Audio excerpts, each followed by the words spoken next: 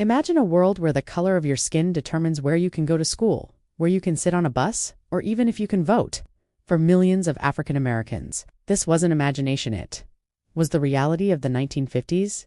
This decade ignited the modern civil rights movement, a powerful struggle for freedom and equality that would change America forever. After fighting for democracy in World War II, Black soldiers returned home to a nation that denied them their basic rights. But the tide was beginning to turn. In 1954, a monumental legal victory came with Brown v. Board of Education. The Supreme Court declared that separate but equal schools were unconstitutional. Led by the brilliant NAACP lawyer Thurgood Marshall, this decision was a crack in the foundation of segregation. But change didn't come easy. The very next year, the world was horrified by the brutal murder of Emmett Till, a 14-year-old boy from Chicago visiting family in Mississippi. His mother, Mamie Till, made the courageous decision to have an open casket funeral, saying, "Let the world see what they did to my boy."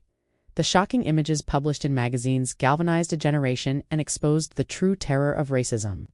Just months later in Montgomery, Alabama, a quiet but firm act of defiance sparked a revolution. Rosa Parks, a seasoned activist, was arrested for refusing to give up her bus seat to a white man. This led to the Montgomery bus boycott, where 40,000 Black citizens, led by a young minister named Martin Luther King Jr., walked or carpooled for 381 days. Their unity and nonviolent resistance worked.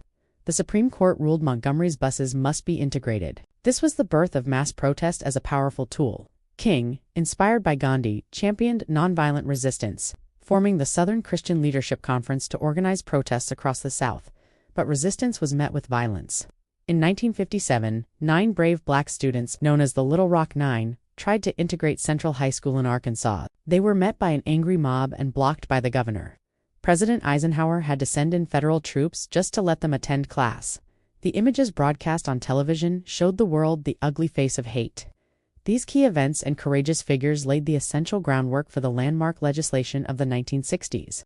The Civil Rights Act of 1957 was a small first step toward protecting voting rights, but it set a critical precedent.